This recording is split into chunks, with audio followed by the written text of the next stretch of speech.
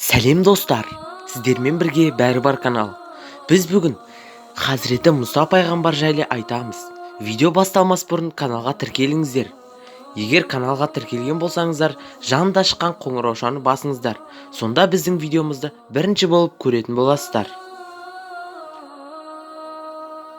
Жақып пайғамбардың тегінен тараған ұрпақты Исраил ұлдары дейміз. Олар Хазіреті Жүсіптен кейін Мысырға орналасып, бірте-бірте көбейіп, осы жерді мекен еткен. Мысырдың сол кездегі билеушісі Перғауын Исраил ұлдарына әділетсіздік жасап, оларды құлдыққа салып, таңнан қара кешке дейін жұмысқа жегетін. Перғауын бір күні түсінде бір оттың өзінің тағын жермен жексен қылып қиратқанын көреді. Бұл жаман түсті Исраил ұлдарынан бір бала дүниеге келеді, және сол бала Перғауынды тағынан түсіретін болады деп жориды. Мұны ести сала Перғауын сол жылы туған барлық еркек баланы аямастан өлтіртеді. Мұса болса дәл сол жылы дүниеге келген бала болатын. Анасы Мұсаны өлімнен қалай құтқаратын білмей қатты қиналады. Сол кезде оған Аллах Тағала тарапынан илғам хабар келеді. Баланы емізіп, оны суға ағызып жібер, уайымдама, қорықпа, себебі біз оны саған қайтарамыз. Анасы сәбиі Мұсаны емізіп, соңғы рет мейірлене сүйді де, Аллахқа аманат етіп, ағаштан жасалған бесікке салып, Ніл өзеніне ағызып жіберді. Мұсаның өзінен үлкен әпкесі бар еді. Ол да анасымен бірге суға ағып бара жатқан ағаш бесіктегі бауырына амалсыздан қарап қала берді.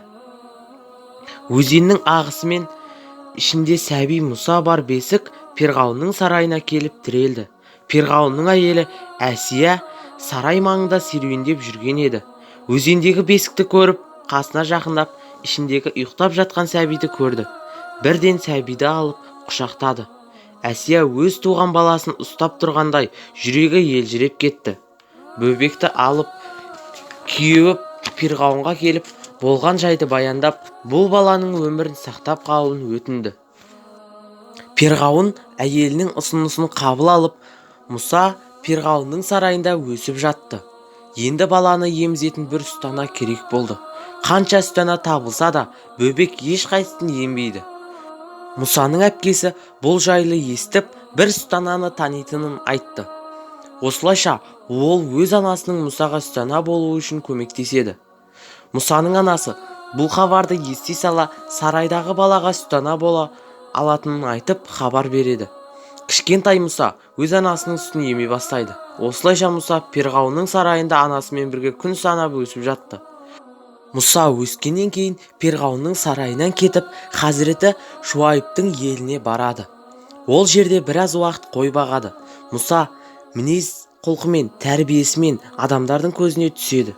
Көп ұзамай ол Хазіреті Шуайбтың қызымен үйленді. Мұса әйелімен бірге Мысырға қайтпақшы болып жолға шығады. Тур тауына келген кезде Аллах Тағаладан Мұса пайғамбарға алғашқы уахи келді. Сол күннен бастап Мұсаға пайғамбарлық міндеті жүктелді. Ұлы Аллах Тағала Хазіреті Мұсаға Перғауынға барып, нағыз ақиқат дінді түсіндіруін қалады. Хазіреті Мұса өзі сияқты пайғамбар болған бауыры Хазіреті Харунды қасына алып Перғауынға барады. Хазіреті Мұса оны Аллахтың барлығы мен бірлігін тануға және тек Аллахқа құлшылық жасауға шақырды.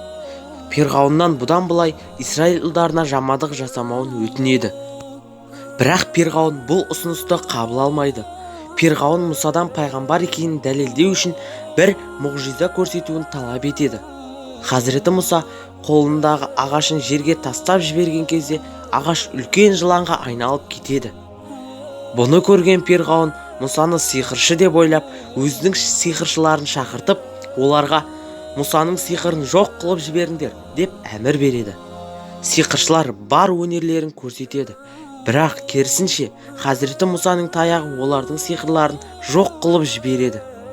Сиқыршылар Хазіреті Мұсаның көрсеткенін шынымен сиқыр емес, мұғжиза екенін түсініп, бәрі Аллахқа иман келтіреді.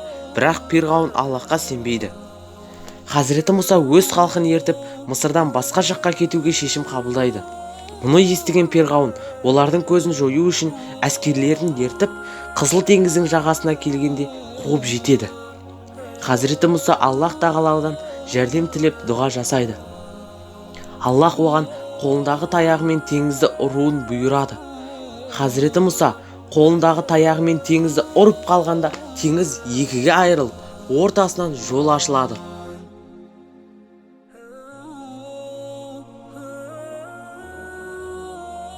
Хазіреті Мұса мен оның артынан ерген адамдар теңізде ашылған жолмен жүріп отырып, қарсы жағаға өтеді. Перғауын мен әскері де осы теңіздің жолымен өтпекші болғанда, теңіздің суы қайта жабылып қалады. Олар суға тұншығып өледі. Осылайша Аллах тағала өзіне сенген адамдарды жаман ниетті адамдардан құтқарып қалады. Ал сол перғауынның денесі бүгінгі күнге дейін сақталып шірімей тұр екен. Хазіреті Мұса пайғамбарда адамдардан әрдайым Аллахқа құлшылық жасауды және оған серік қоспауды қалаған екен. Хазіреті Мұса біздің пайғамбарымыз, ал оның өмірі Құран кәрімде өте әдемі сөздермен баяндалған. Осымен видеомыздың соңына келдік. Келесі кездескенше YouTube'тың қызығын бөліскенше достар. Ал видео туралы өз ойларыңызды комментарийға қалдырыңыздар.